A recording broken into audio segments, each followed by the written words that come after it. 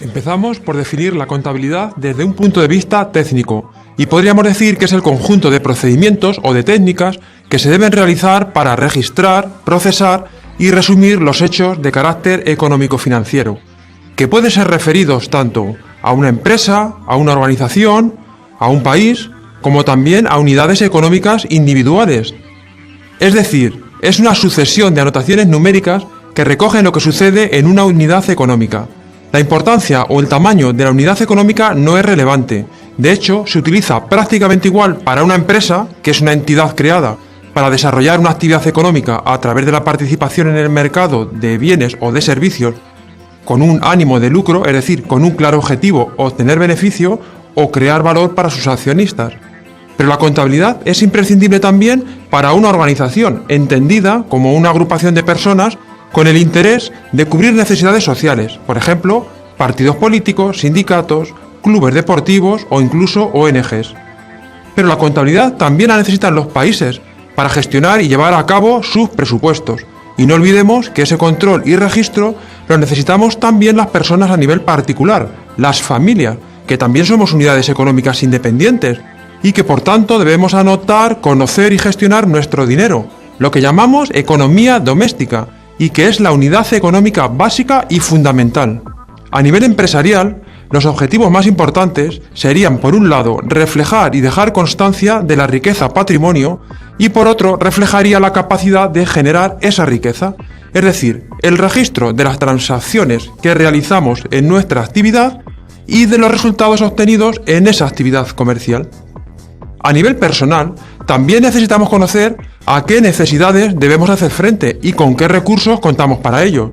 Sin este control nos arriesgaríamos a agotar nuestros ingresos a mitad de mes o desconoceríamos si el importe del préstamo que nos concedió el banco para comprar nuestra vivienda y aún nos queda una cierta cantidad por devolver. No es una técnica reciente, todo lo contrario. La palabra contabilidad proviene del verbo latino coputare, que significa contar. Es en realidad un verbo con doble acepción y puede referirse tanto en el sentido de sacar cuentas como también en el sentido de relatar o de referir un suceso. Y esto es porque la contabilidad registra y anota y lo hace en un orden cronológico. Por tanto, podríamos decir que es una forma de relatar o de referir los acontecimientos comerciales que suceden dentro de la empresa. Indicar también que la persona que gestiona y registra la contabilidad se conoce con el nombre de contador o contable, que por cierto tiene un origen muy similar, en este caso del término latín computator. Es un adjetivo que hace referencia a la persona que cuenta. Pero, ¿cuál es el origen de la contabilidad? La contabilidad existe desde que el hombre se dio cuenta que con su memoria no era suficiente para guardar la información necesaria. Hace más de 7.000 años aproximadamente, los pueblos dejan de ser nómadas y toman conciencia del sentido de la propiedad. Y por tanto, el hombre necesita la primera información mercantil. ¿Cuántas ovejas tengo? ¿Cuántos metros de tierra me pertenecen para labrarla? ¿Cuánto trigo he recolectado? ¿Cuántos días de trabajo he utilizado? Etcétera, etcétera. La contabilidad aparece, por tanto, en la historia como resultado de la expansión comercial. La contabilidad y su técnica están ligadas al desarrollo del comercio, de la agricultura y de la industria como actividades económicas. Desde su comienzo se buscó la manera de conservar el registro de las transacciones y de los resultados obtenidos de la actividad comercial. De hecho, los arqueólogos han encontrado en las civilizaciones del Imperio Inca, del Antiguo Egipto y en Mesopotamia variadas manifestaciones de registros contables, que de una manera muy básica, pero constituyen un registro de entradas y salidas de productos comercializados. Una de las muestras más antiguas de la contabilidad es una tabla de barro datada en el año 2040 a.C., redactada en escritura cuneiforme y que contiene un balance de una explotación agrícola en Mesopotamia, y ya cuenta con una descripción detallada de las materias primas y de los días de trabajo utilizados. Según la documentación de la época, entre los 40 hombres que acompañaban a Colón en sus viajes a América ya había un contador de cuentas. En la actualidad, ¿podemos imaginar un mundo sin contabilidad? La respuesta claramente es no. Todo debe estar anotado y registrado. Por ejemplo, pensemos en el banco donde tenemos nuestros ahorros. ¿Qué pasaría si no hubiese un registro exhaustivo y no estuviese anotado lo que pagamos con cargo a nuestra cuenta? El recibo de electricidad, las compras del supermercado, la gasolina, el alquiler de la casa, el préstamo de coche. ¿Cómo podríamos saber el dinero que tenemos en cada momento?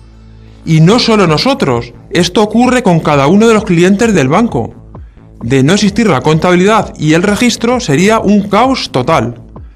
Una de las mayores amenazas que existen es el borrado de los registros contables. De hecho, las empresas cuentan con dispositivos para tener copias de seguridad y evitar esta circunstancia, que sería una verdadera catástrofe. Hay que decir que la práctica contable ha ido evolucionando lentamente, porque inicialmente los antiguos comerciantes anotaban sin ningún orden particular las diversas operaciones que precisaban recordar. Simplemente anotaban el número de ovejas, de cabras, de caballos, de camellos o el dinero que tenían. Pero posteriormente fue mejorando poco a poco hacia un sistema contable de partida simple. A medida que la actividad comercial crecía y el número de anotaciones aumentaba, los comerciantes y prestamistas necesitaban ir desglosando y organizando sus anotaciones, de modo que agrupaban las operaciones con alguna característica en común. Por ejemplo, anotaban en un grupo los caballos entregados, en otro el dinero prestado, en otro la leche obtenida de las ovejas, las tierras y así con el resto de productos. Es lo que conocemos con el nombre de sistema de partida simple, también conocido como contabilidad de caja. Técnicamente es muy sencilla, solo se registran entradas y salidas para obtener un saldo final. En cualquier empresa actual no se anotarían todas las propiedades en una misma lista, sino que se relacionarían, por ejemplo, de esta manera. Por un lado, los vehículos que tenemos, por otro, la maquinaria, por otro, las facturas pendientes de cobrar a nuestros clientes, o el dinero disponible. Un ejemplo de partida simple serían las anotaciones que nosotros hacemos con nuestro sueldo. Se trata solo de anotar la entrada del salario y las salidas de dinero realizadas, y la diferencia que se obtiene es el saldo final, que se supone que debe coincidir con el dinero que tenemos en nuestro bolsillo o en nuestra cuenta bancaria. ¿Pero qué ha ido ocurriendo? La expansión del capital productivo y el desarrollo de los préstamos hacen necesaria la elaboración de un sistema contable más sofisticado, y entonces surgen las necesidades de reflejar los créditos y los débitos de las personas, lo que deben y lo que nos deben. De los primeros registros que constan de finales del siglo XV, encontramos la publicación de Fray Lucas Paciolo, considerado el padre de la contabilidad moderna, y los encontramos en su libro La Suma, donde ya dedica 36 capítulos al estudio de la contabilidad, y explica e introduce la partida doble como mecanismo contable. Es un conjunto de cuentas que condujo a la elaboración del sistema contable de partida doble. Este es el método de registro de operaciones más usado en la contabilidad actual. El sistema de partida doble consiste en realizar dos anotaciones que afectan como mínimo a dos conceptos. Con este sistema no puede haber una anotación sin su pareja, es decir, quedará registrado el valor de lo que tenemos y su origen. La idea es que no hay origen sin destino ni destino sin origen. Si compramos un coche es porque alguien nos habrá vendido. Si solo anotamos que hemos comprado un coche y no anotamos si lo hemos pagado y cómo, o si todavía lo debemos y a quién, es evidente que nos está faltando información. O vemos otro ejemplo, si sale dinero del banco, que este sería el origen, en algún sitio lo habremos ubicado o a alguien se lo habremos entregado, ese será el destino. Y por tanto esto es lo que se conoce como partida doble en contabilidad. Por supuesto, y como vemos en el ejemplo, de esta forma, el valor de lo que tenemos debe ser igual al valor de las anotaciones que reflejan su origen. Pongamos varios ejemplos.